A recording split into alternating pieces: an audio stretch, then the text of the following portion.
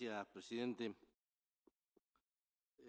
Realmente el proyecto es interesante y oportuno, ¿no? Porque la deuda externa, ya sea con los acreedores privados o con el Fondo Monetario Internacional, ha sido de debate en este Congreso en el transcurso del año pasado. Es un condicionante de la política económica nacional y cada vez que viene un proyecto al Congreso, me parece que hay que tomarlo con toda la seriedad y la responsabilidad, porque sabemos lo que implica en el futuro del país y también en la vida de los argentinos. Creo que se explicó, pero no vale la pena profundizar qué son los DEC. Es un asiento contable, pero también permite el incremento de reservas de un país. Y el otro aspecto importante es que se puede canjear por monedas, de las que forman la canasta. Con lo cual esto mismo genera hacia nuestro país las tres opciones, que puedan ser destinados a incrementar reservas, que nunca viene mal, porque en definitiva, no solo con las corridas, sino también por la presión que se ejercen de distintos sectores. Creo que no es mala palabra tener reservas, porque las veces que el país tuvo un nivel acertado de reservas, obviamente que sirvió mucho. También la otra opción que tiene el gobierno es el pago de deudas.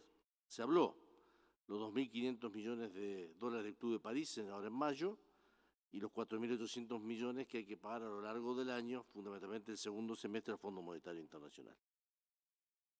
Obviamente que si el gobierno ha tomado la decisión de no cancelar estas deudas, debe estar pensando, o deseamos que sea exitosa, la renegociación a mediano y a largo plazo para que esto no genere un default. Y el tercer aspecto es convertir los DEC en moneda, ya sea dólar o euros o yens, y a partir de ahí que tengan el destino que se está discutiendo, que es los gastos de la pandemia y las cuestiones que tienen que ver con la situación actual de la economía. Y es para lo cual también el fondo lo ha dispuesto. Claro, esos fondos son fondos del Banco Central. Por lo tanto, la lógica diría que hay dos maneras que el Banco Central se desprenda de estos fondos.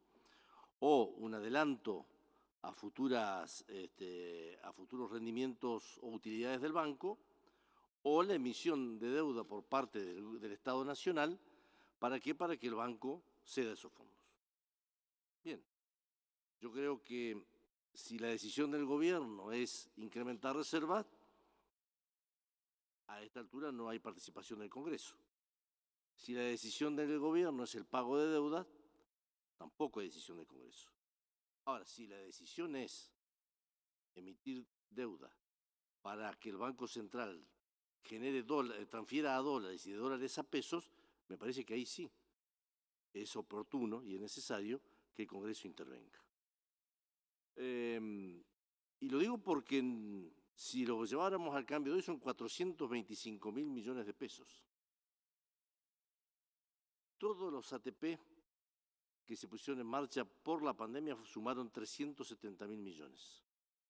Las tres rondas de IFE, 265.000 millones. Y un mes de jubilaciones y pensiones significan 207.000 millones de pesos. Esto para que tomemos dimensión de la importancia que significan pasar las DEC a pesos. Entonces yo creo que sí tiene que haber una participación del Congreso, porque yo aspiraría a que sea coparticipable para todas las provincias y aspiraría a que el destino de esos fondos sea de un debate en este Congreso. Y aquí me lleva a la 27.612, a la ley 27.612, sancionada por este Senado el 19 de noviembre del año 2020, que modificó inclusive el bloque de la mayoría, y creo que todos estuvimos de acuerdo, que es la ley del fortalecimiento y de la sostenibilidad de la deuda pública. Esa ley tiene 3 artículos, pero hay 2 que me interesan resaltar hoy. El artículo 2 dice, dispónese que todo programa de financiamiento u operación de crédito público realizado con el Fondo Monetario Internacional, así como también cualquier ampliación de los montos de esos programas u operaciones, requerirá de una ley del Honorable Congreso de la Nación que las pruebe expresamente. Y el artículo 3, que fue incorporado en el debate aquí en el Senado, dice, la emisión de títulos públicos en moneda extranjera y bajo legislación y jurisdicción extranjeras, así como los programas de financiamiento u operación de crédito públicos realizados con el Fondo Monetario Internacional y las eventuales ampliaciones de los montos de esos programas u operaciones, no podrán tener como destino el financiamiento de gastos primarios corrientes, a excepción de los gastos extraordinarios previstos en el artículo 39 de la Ley 24.156 de Administración Financiera, que habla, entre otros casos, de salud y pandemia. Yo no quiero decir taxativamente que esta ley está mandando a que si el Estado Nacional toma la deuda con el Banco Central es de aplicación esta ley, pero que le está cerquita, presidente, le está cerquita. Porque hablar de una operación del Fondo Monetario con las DEC es muy finita la interpretación. No es un endeudamiento, pero sí es una operación del Fondo Monetario Internacional. Con lo cual yo creo que para ser coherente con el espíritu que hemos tenido en el Congreso de la 27.612, es necesario que, en caso que el Estado Nacional y que el Gobierno tome la decisión de transformar las DEC en dólares y de ahí a pesos, haya una ley especial que dé el destino que el presupuesto de la Nación le va a dar esos fondos. Y en esto me tomo un atrevimiento desde nuestro bloque de pedirle al bloque mayoritario el agregado al final de la declaración, ¿no es cierto?, después del último punto donde dice negociación, que se agregue y diga, a tal efecto, asimismo, solicitar al Poder Ejecutivo que envíe previamente un proyecto de ley al Congreso de la Nación especificando tales destinos.